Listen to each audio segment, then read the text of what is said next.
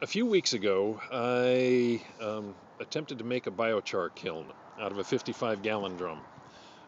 Put the 30-gallon drum in it, put fuel around the outside, but discovered in the process that it takes so much small fuel, there's so little space around there, that just wasn't going to work for me. So what I did is put an ad on Craigslist, and I found a guy who had a 300-gallon fuel tank that he wanted to get rid of for free. And free is best. I also have a long skinny propane tank that's about 15 inches in diameter. There's half of it. What I did was I took that half, cut it diagonally, re-welded it on so that it made basically a rocket stove port for the front of this. I cut a hole, as you can see, down in the bottom of the barrel, about a 10 by 10 hole. I cut a hole back there in the back.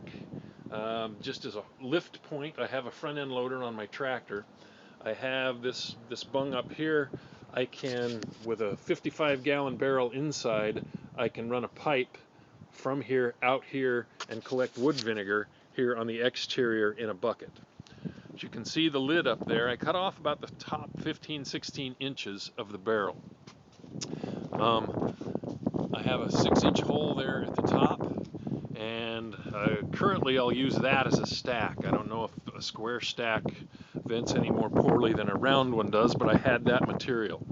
I wanted to record this here so I can remember what it looks like on the inside before I get it all pretty. But what I did, you can see the chicken wire here. I attempted to mortar on a perlite mortar mix, but it didn't stick very well. And so what I decided to do was I had a bunch of cement block, so I just made a perimeter against this retaining wall that was already built, and I have filled gap with perlite. Wind was blowing last night, so I took some cement that I was pouring anyway and just kind of splattered some on the top to keep the perlite from blowing away too badly. And this will get cleaned up, it'll be filled up, and probably won't be able to see that the block is there. But if you, in the residual heat will go up here into my greenhouses and heat them hopefully during the winter. So I'll keep you posted as it gets better. If it works, great.